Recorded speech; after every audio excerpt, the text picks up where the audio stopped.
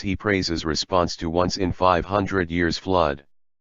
With Texas in the grip of Hurricane Harvey, President Donald Trump and his family returned to the White House on Sunday afternoon after spending 2 days at Camp David.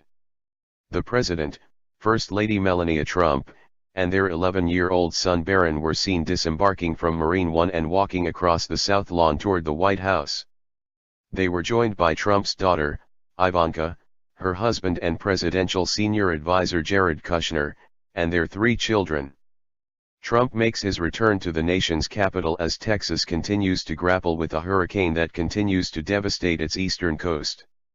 The president will travel to Texas on Tuesday to survey storm damage and flooding caused by Harvey, which hit the state late last week as a powerful Category 4 hurricane, a White House spokeswoman said on Sunday. The White House was coordinating logistics with state and local officials, spokeswoman Sarah Sanders said. Once details were finalized, more information would be available, she said. We continue to keep all of those affected in our thoughts and prayers, Sanders said. Trump has been tweeting about Harvey, praising the coordination between the various government agencies responding to the catastrophe. The president also tweeted that his travel plans were being arranged according to conditions on the ground. Harvey came ashore late on Friday as the most powerful hurricane to hit Texas in more than 50 years and has killed at least 2 people.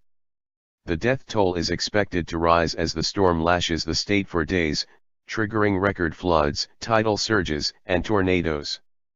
We continue to keep all of those affected in our thoughts and prayers, Sanders said. The widespread flooding caused by Harvey in Texas, including in Houston, the 4th most populous U.S. city, is the first test of how Trump, who never previously held political office, responds to a major storm on his watch. Former President George W. Bush, a fellow Republican, was sharply criticized for his handling of Hurricane Katrina in 2005, the last time a storm of Harvey's magnitude struck the United States. Bush was called insensitive for not initially visiting New Orleans, hard hit by Katrina, and instead releasing a photo of himself looking out a plane window at the damage. Since the president travels with a large retinue of Secret Service agents and under a rigorous security protocol, most administrations avoid visiting during the height of natural disasters for fear they will pull resources away from rescue and aid attempts. During a video conference with his cabinet on Sunday afternoon, Trump reminded everyone that search and rescue efforts will transition to mass care, restoring power, providing life-sustaining necessities for the population that sheltered in place, and economic recovery, according to a White House statement. A year ago, Trump, then the Republican presidential nominee, and his running mate, Mike Pence, toured the scenes of major flooding in Louisiana and criticized Democratic President Barack Obama for vacationing at Martha's Vineyard in Massachusetts during the storm.